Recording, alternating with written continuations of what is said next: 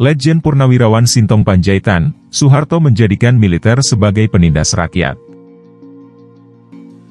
Diterbitkannya buku perjalanan seorang prajurit para komando, tentang berbagai pengalaman Letjen Purnawirawan Sintong Panjaitan, yang diluncurkan 11 Maret 2009, merupakan peristiwa yang menarik sekali dalam sejarah kemiliteran di Indonesia pada khususnya, dan sejarah bangsa pada umumnya.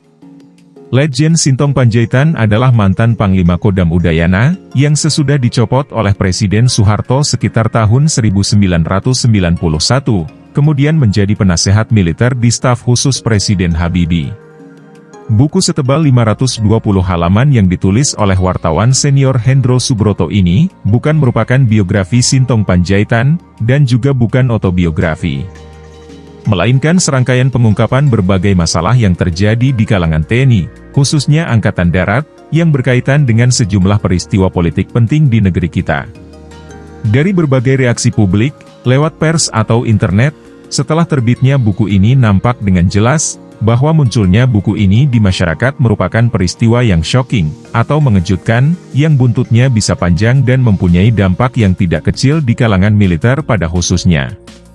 Sebab, buku ini bukan saja telah membeberkan sebagian dari kekeliruan atau pelanggaran berat yang telah dilakukan kalangan militer di masa Orde Baru, tetapi juga sebagian dari tindakan-tindakan atau posisi mantan Komandan Jenderal Kopassus Letjen Purnawirawan Prabowo Subianto, antara lain sekitar keterlibatan tim Mawar yang telah melakukan penculikan dan penghilangan, dalam tahun 1997 hingga 1998, terhadap sejumlah aktivis-aktivis PRD, kasus penembakan besar-besaran terhadap demonstran-demonstran di Makam Santa Cruz, Dili, Timur Timur, tragedi Mei 1998 di Jakarta, yang mengakibatkan banyak sekali korban di kalangan Tionghoa.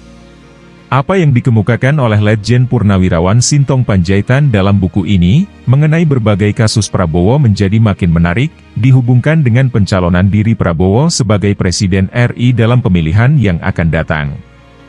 Apa sajakah dampak terbitnya buku ini terhadap diri Prabowo? Marilah sama-sama kita ikuti perkembangan selanjutnya. Selama 32 tahun hanya sedikit dibongkar kesalahan ABRI. Buku yang berisi pandangan-pandangan kritis Sintong Panjaitan tentang berbagai masalah Angkatan Darat ini, menunjukkan adanya perkembangan yang menarik di kalangan pensiunan petinggi militer. Sebab, kita semua ingat, bahwa selama ini tidak banyak, atau belum banyak, tokoh-tokoh di kalangan militer sendiri, baik yang sudah pensiun maupun yang masih aktif, yang berani atau bisa menyuarakan, secara tegas dan terang-terangan, hal-hal yang kritis tentang kesalahan, pelanggaran, atau penyalahgunaan kekuasaan oleh kalangan petinggi militer rejim Orde Baru, dan sesudahnya. Padahal, seperti yang dialami sendiri oleh banyak orang, selama 32 tahun rejim Orde Baru telah terjadi banyak sekali kejahatan besar atau pelanggaran serius di bidang politik, ekonomi, sosial, HAM, termasuk korupsi yang merajalela di kalangan militer, yang kebanyakan dilakukan di bawah naungan duifungsi ABRI. Namun, selama 32 tahun itu, dan ini jangka waktu yang lama sekali, sekitar separuh dari umur Republik kita, hanya sedikit sekali di antaranya yang dapat dibongkar atau diselesaikan secara hukum dan keadilan. Rejim militer telah berusaha, dengan segala daya dan cara, untuk menutupi, atau menyembunyikan, atau melindungi segala kebobrokan di kalangan militer. Dan ini berlangsung sampai Soeharto dipaksa turun dari jabatannya. Mengingat besarnya dosa-dosa para petinggi militer dan luasnya kejahatan-kejahatan atau pelanggaran serius yang dilakukan selama puluhan tahun itu, maka apa yang diungkapkan Letjen Purnawirawan Sintong Panjaitan dalam buku Perjalanan Seorang Prajurit Para Komando, adalah sumbangan yang sangat penting dan berharga sekali dalam menegakkan kebenaran, mengenai sejumlah peristiwa-peristiwa dalam sejarah kemiliteran Indonesia. Setidak-tidaknya, ungkapan-ungkapannya itu bisa merupakan pelengkap untuk menilai berbagai persoalannya dari sudut pandang yang berbeda-beda. Militer dibikin Soeharto menjadi musuh rakyat. Bagi kita semua, adalah amat penting dan sangat perlu untuk bisa melihat persoalan militer Indonesia dengan kacamata yang jernih dan pandangan yang luas, dalam rangka sejarah bangsa dan demi kepentingan anak cucu kita. Sebab, adalah hal yang patut diprihatinkan atau disedihkan oleh kita semua, bahwa militer Indonesia pernah dijadikan oleh Soeharto beserta para jenderalnya, musuh bagi rakyat Indonesia selama 32 tahun. Dengan pengkhianatan besar-besaran dan terang-terangan terhadap Bung Karno, tokoh besar anti-imperialis yang jarang tandingannya di dunia, Soeharto beserta para jenderalnya telah memisahkan kalangan militer dari ajaran-ajaran revolusioner Bung Karno, bahkan memusuhinya. Dan adalah jelas sekali, bahwa memusuhi ajaran-ajaran revolusioner Bung Karno adalah pada hakikatnya memusuhi dan mengkhianati kepentingan rakyat banyak. Dalam sejarah bangsa kita, generasi kita yang sekarang dan juga yang akan datang, perlu mencatat, bahwa militer Indonesia di bawah Soeharto, sama sekali bukanlah sesuatu yang bisa dibanggakan, atau dihormati, atau dihargai, atau disayangi oleh sebagian terbesar rakyat kita. Seperti yang sudah disaksikan oleh banyak orang selama puluhan tahun, militer di bawah Soeharto bukanlah pengayom rakyat, bukan pembela kepentingan rakyat, bukan pelindung rakyat.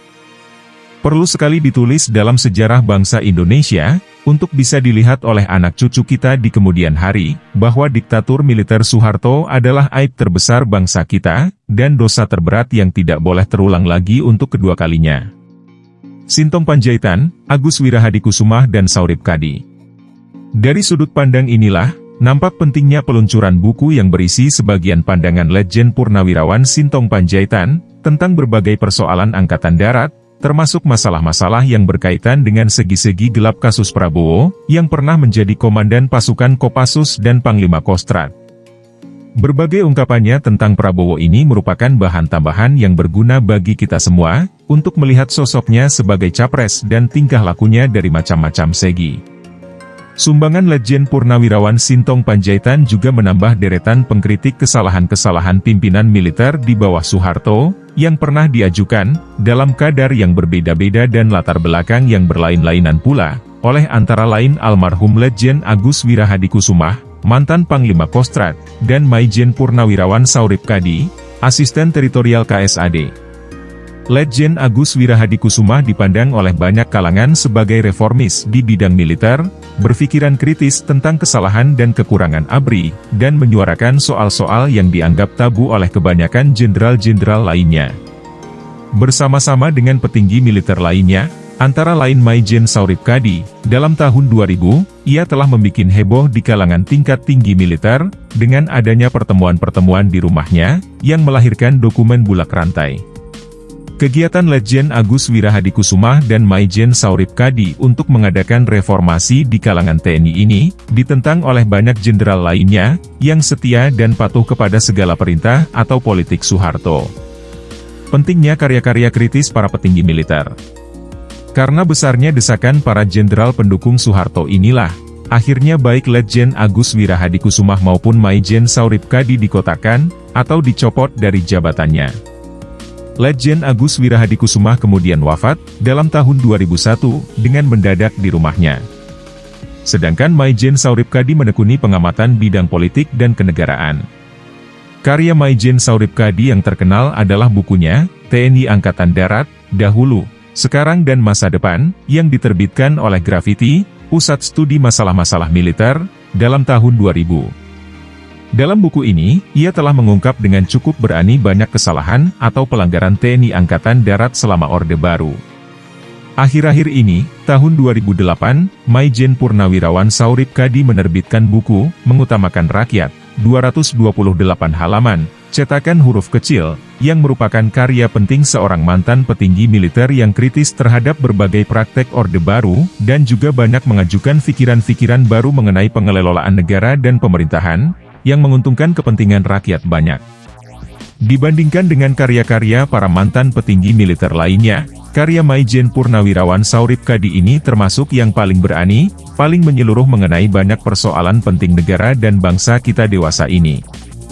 Buku ini disajikan dalam bentuk wawancara, atau interview panjang dengan seorang sahabatnya yang bernama Liam Sioklan. Terbitnya buku perjalanan seorang prajurit para komando, oleh Letjen Sintong Panjaitan, dan pernyataan-pernyataan Letjen Agus Wirahadikusumah dan buku-buku yang diterbitkan oleh Maijen Saurip Kadi, merupakan sebagian kecil sekali, tetapi sangat penting, dari usaha bersama untuk menelaah atau membongkar kesalahan, pelanggaran, penyalahgunaan kekuasaan, korupsi, kejahatan terhadap HAM, yang pernah dilakukan bertubi-tubi dan selama puluhan tahun pula oleh para petinggi militer di bawah pimpinan Soeharto. Di bawah Soeharto, militer adalah musuh rakyat. Selama ini, sampai sekarang, tidak banyak atau belum banyak petinggi militer, yang aktif maupun yang sudah pensiun, yang berani dengan tegas atau terus terang mengkritik berbagai kesalahan atau dosa-dosa Soeharto beserta Orde Barunya.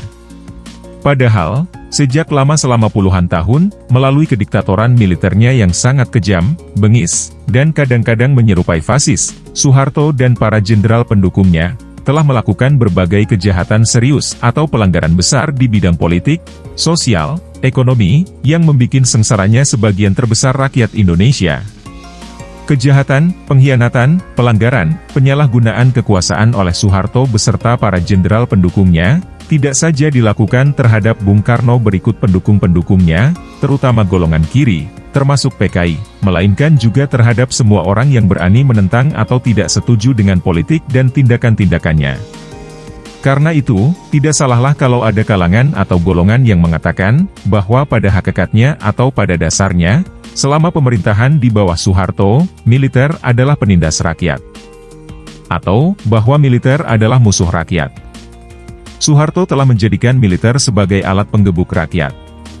Ingat, peran Kopkamtib, Kodim dan Korem, Babinsa, Siskamling, Surat Bebas G30S, Surat Bersih Diri dan lain-lain. Militer telah dijadikan anjing penjaga keselamatan singgasana Soeharto yang, seperti disaksikan oleh banyak sekali orang di dalam dan luar negeri, penuh dengan korupsi, kolusi dan nepotisme. Soeharto, bekas serdadu KNIL yang mengkhianati Bung Karno. Kerusakan mental di kalangan militer, terutama tingkat tingginya, dan pembusukan jiwa kerakyatannya, atau hilangnya sama sekali jiwa kerevolusionerannya, adalah akibat bimbingan yang sesat dari seorang bekas serdadu KNIL, atau tentara kolonial Belanda, yang telah dengan cara-cara licin dan licik telah berhasil menggulingkan kekuasaan Bung Karno. Dilihat dari perjalanan sejarah bangsa Indonesia, kerusakan besar di kalangan militer ini adalah, terutama akibat kepemimpinan Soeharto. Sekarang tambah nyatalah, bahwa Soeharto bukanlah sama sekali tokoh panutan bagi kalangan militer. Soeharto bukanlah contoh yang pantas ditiru oleh militer yang baik. Soeharto bukanlah pahlawan pula. Sikap Letjen Purnawirawan Sintong Panjaitan dan Maijen Purnawirawan Saurip Kadi yang membongkar aspek-aspek negatif dari kalangan petinggi militer, terutama Angkatan Darat, perlu disambut dengan gembira oleh semua kalangan dan golongan, yang menginginkan adanya perbaikan di kehidupan bangsa dan negara kita. Kita bisa berharap, bahwa makin banyak muncul tokoh-tokoh militer, atau mantan militer, yang memiliki sikap atau pandangan yang serupa atau searah, bahkan yang melebihi mereka, Sintong Panjaitan, Agus Wirahadikusumah, dan Saurip Kadi.